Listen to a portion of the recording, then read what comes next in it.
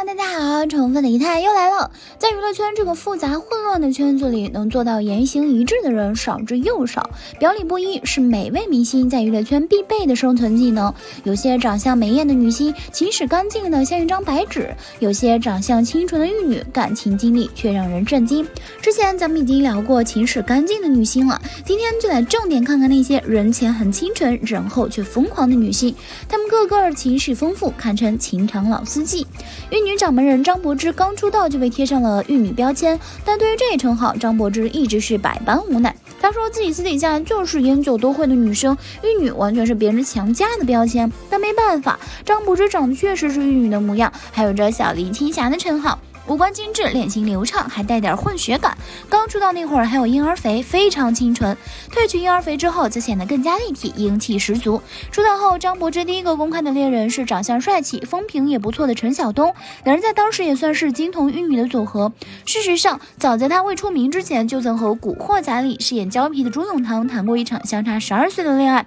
不过这场恋情在10几年之后才被爆出，而和陈晓东的恋情也仅仅维持了1年左右的时间。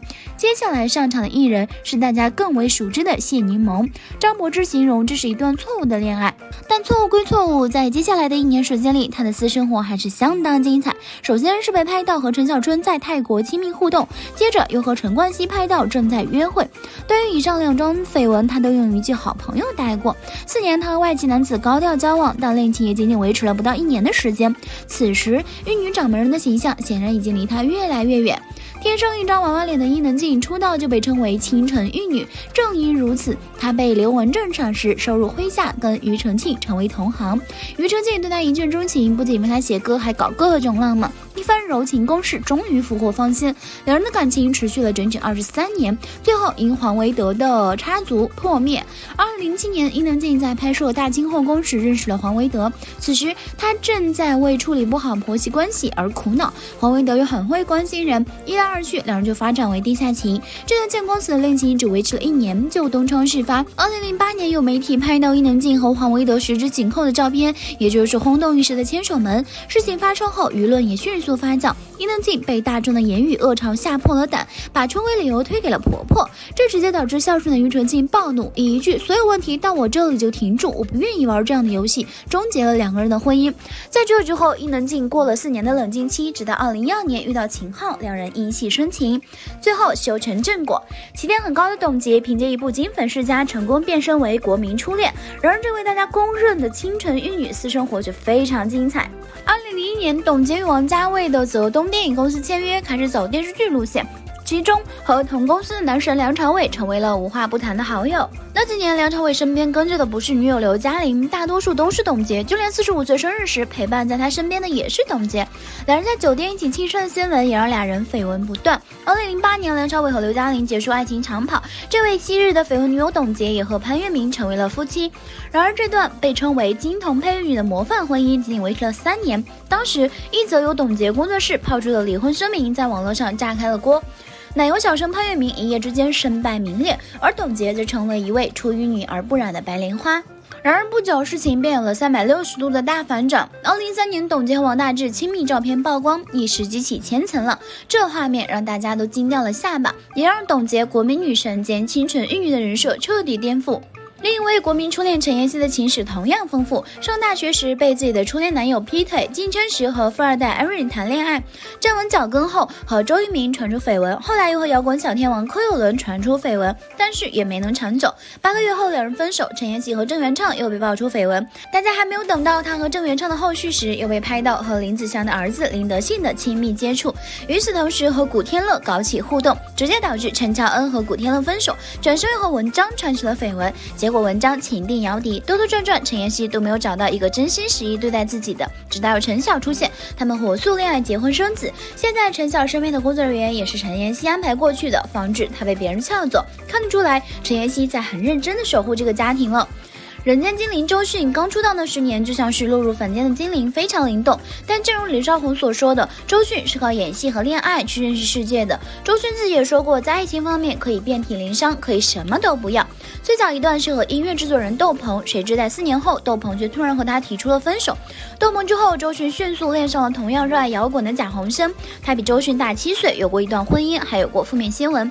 但爱了就是爱了，周迅才不会在意这些。只是这段感情并没有维持多久，而她也很快的遇到了下一位男友朴树，两人因电影《那时花开》结缘。但正如高晓松所言，艺术家和艺术家在一起虽然充满激情，但燃烧的太快了。分手后，他们依旧是互相支持的知己，堪称中国好前任。时间到了2002年，周迅遇到了满足他对男性所有幻想的李亚鹏，将戏里的融进恋延续到了戏外。可尽管他对恋人的欣赏已经溢出屏幕，这段感情维持的时间也并不长。分手后将近1年的时间里，周迅的情绪都相当低落，一直到造型师李大齐的出现，他才真正走了出来，并开启了长达5年的恋爱。恋爱期间，周迅曾多次公开表示，李大齐这个男人我嫁定了。但结果是，周迅并没有嫁给李大齐。在这之后，他曾和京城4少之一的王朔短暂交往了5个月，随后便进入了好几年的空窗期。2014年5月，周迅突然官宣结婚，并直接甩出了新郎高胜远的介绍网址，这很周公子。婚后两人也曾甜蜜了好一阵，但这段婚姻还是传出了2-3年婚变之后，于2020年底正式画上终点。此时再来回顾周迅的感情经历，正如他所言，因为爱音乐，所以爱上音乐人。最近一段被拍到的恋爱对象是马赛克乐队的吉他手卓越，不管怎样，祝他幸福。高圆圆的五官组合起来尽显清纯，这些年来围绕在她身上的已经全都是这些赞美之词。但有一说一，此前她所受的争议并不少，而造成争议的便是她的感情生活。2005年，高圆圆在发布会上承认了和张亚东的恋情，并提到两人已经交往了5年多，还明确表示想要和对方结婚。可在5年多前，张亚东似乎还在和窦颖处于婚姻期间，而在他们恋爱期间，张亚东和徐静蕾还被拍到亲密互动，随后高圆圆并公开了分手一事。在张亚东被质疑感情不忠时，高圆圆依旧相当维护。但中国好前任的形象还没有维持多久，接下来的一桩绯闻就让高圆圆的口碑迅速下滑。2007年，有媒体看出她连续2天随着夏雨回家过夜的照片，此时的夏雨已经和袁泉爱情长跑了近10年。报道一出，以青春形象示人的高圆圆很快便成为了大家口中的第3者。对此，高圆圆曾多次解释自己并不是，但夏雨没有替她说话。有趣的是，3个月后，夏雨便和袁泉公开复合了。在这之后，高圆圆的感情生活也平静了一段时间，一直到2009年被拍到和演员于小伟当街搂抱的照片，恋情才浮出水面。